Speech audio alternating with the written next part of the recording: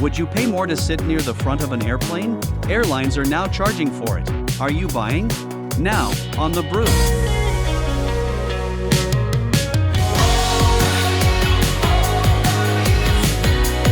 Flying, man, all these little fees for everything. Now, most airlines want you to pay more to sit up front, closer to the front of the plane. Is it worth it? It's worth it if you're rich. I mean, those first class seats, you get a lot of room. Sometimes you get a meal. Most of the time you get a meal. It's usually like double the price. Like those people in those seats, they don't got to worry about nothing. They don't got to worry about inflation. I promise you. If you're sitting up there, you're good. But this is even in coach. Like if you want to sit in coach, it's like $20, $30 more to sit in the front of coach now as it is to sit in the back of the plane. Would you do that? I'm not doing that either. I'm not sitting. Coaches, you want to get your seat kicked at this elevation or this elevation, it's like 10 feet off, you know? Yeah, I think this is where the junk fees with airlines, this is where we're out of control. It's bad enough like the baggage fees are up now just to sit closer front so you get out faster. No, I mean, okay, if you want me to pay more to sit closer to the front of coach, do I get a complimentary drink? What do I get out of that just besides the fact that I'm closer to the front of the plane? Like, we gotta do better. Like, make it worth my while, not just, oh, you can leave 2 minutes faster. Well, is the $10 or whatever it is worth 2 minutes of your time? I guess that's the real thing to determine. Well, with everybody trying to get their luggage out of the overhead bins now, it's like 20 minutes of your time because everybody's got to like mess around. There's not enough space for that. And, oh, mine's up front, mine's in the back. And it's like that shit show of getting off. So even if you do pay to sit up front, your luggage may not be sitting there with you. So it's still like, at one point, it might even defeat the purpose. But you're right. If you have money, you don't care. But us common folk, these fees are starting to be a little much. Yeah, I mean, I've gotten to the point, Joe knows this, but I'll just say it for the show. Like, I've gotten to the point where I just don't bring anything to travel with. This is one of the reasons. That's just one of them. There's like 20 reasons, but everybody taking so long to look up, oh, where's my shit? Oh, where did I put it? Oh, is my ass second base? Like, fucking figure that shit out.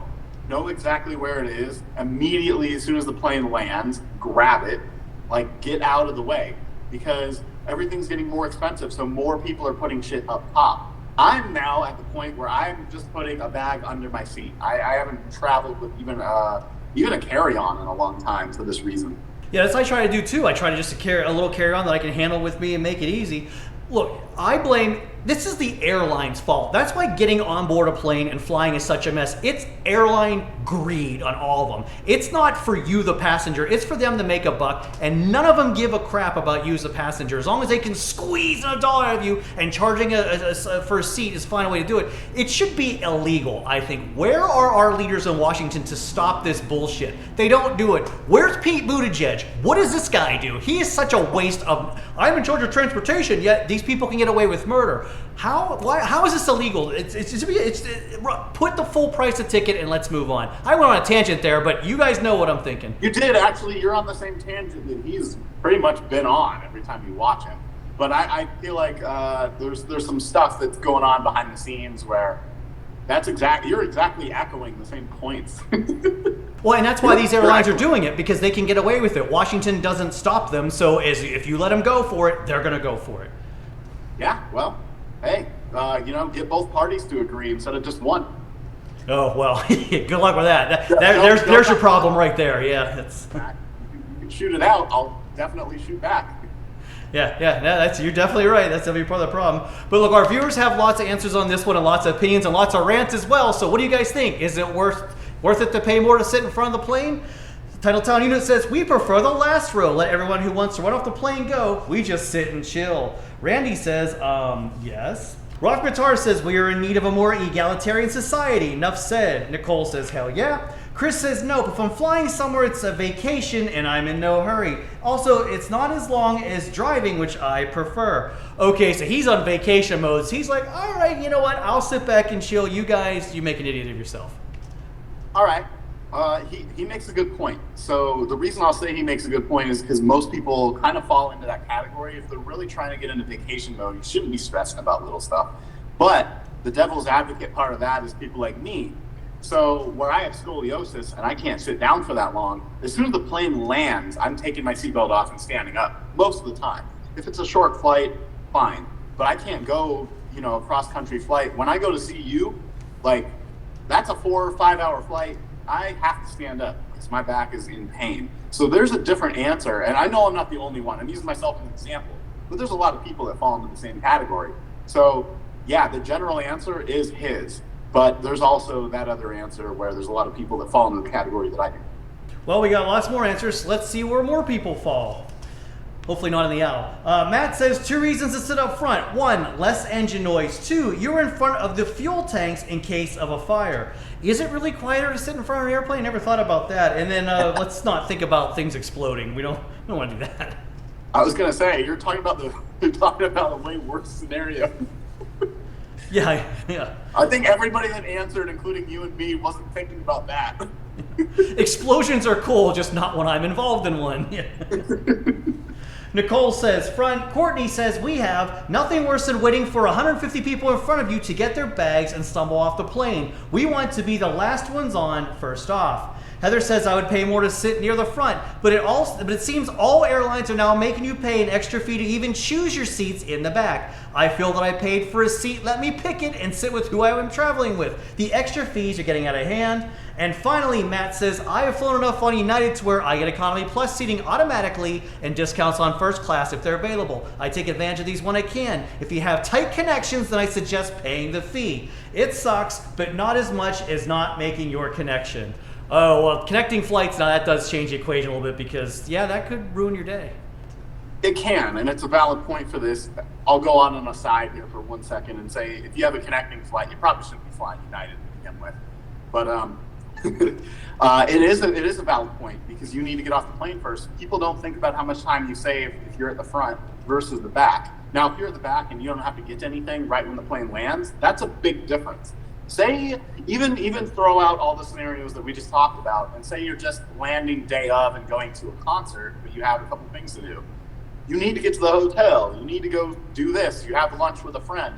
That's more time sensitive. You might need to be in front. It might affect your answer a little bit more. That is a tough one. I guess, that's why in this day and age, you can't make plans when especially when you're doing connecting flights. You got to leave a buffer in now for the airline to screw up or something to happen. That's why when we go on trips, I don't buy baseball tickets the night we land, usually if I'm flying during the day, because I can't bank on the fact that we're going to get there anymore. So that kind of, I got to add on one. This is a cool personal experience that you can relate, and then you can give me your opinion afterward. So when you and I went to Minneapolis, you remember how that airport was, right? Oh yeah, the train. Okay. So when I just got back from Buffalo, literally a couple of weeks ago, I came from Buffalo to Vegas. My connecting flight in Minneapolis was 45 minutes from the time it lands to the time it leaves, meaning I still need to deboard the plane and board the other plane. So what do you think happened in that scenario? Yeah, Minneapolis. You didn't make it. I made it. The reason that I made it is because my gate was 2 gates over from the other one. That's the only reason. I got off the plane and immediately got on the other one. But that's a very, very valid point when it's relevant to this argument. Because what if your gate is not right next to the other one? Well, congratulations to you for hitting the airline version of the Powerball, because that doesn't happen on most occasions. Those are impossible odds. Even when I see, shout out to G17 for being right next to G15. Yeah, but when I see connecting flights too like that, and a few times I try to fly direct so much I can, but when you do have to connect, I do nothing if it's connections less than an hour 20, because that's rolling the dice a little bit too much, at least in my opinion. But yeah, you also have the dad joke. Get to the airport 6 hours early, Gene, and you a little bit more than I do. Well, that's because I like to get there and get a cocktail too. So do I. I don't be doing that. If I show up and it works out, it works out. Yeah. Well, let's get to the poll real quick. So you guys think it's worth it to pay more to sit in the front of the plane? 75% of you say nope. 25% of you say yes. So 75% of you are in agreement with Joel and I. Nope, not worth it. We don't want those fees. Yeah, I wouldn't waste money on that. You can plan your trip better without having the peace of mind it takes away from having to figure out if you're going to make your gate. That's not worth it. That's 75% people pretty much saying we're voting against fees. And that's pretty much right. Who wants to pay more fees? But you want something good, you want something that's free, click that like, subscribe button for all the fun here on the big Jersey Joe 50 YouTube channel. It's free, waiting for you every week. And Joe and I do fly a lot if you follow our social media, so it's just another fee out there that we all hate. And you heard my rant earlier, so I can't say anything more than I've already said. Amen. America. America. All right, well, thanks for all your great comments, and thanks for watching Jersey Joe and I, and saying we'll see you next time, I hope. Take a ride on a San Francisco cable car. What happened to all of the lines that used to cross the city? Streaming now on Kicking Back with Jersey Joe.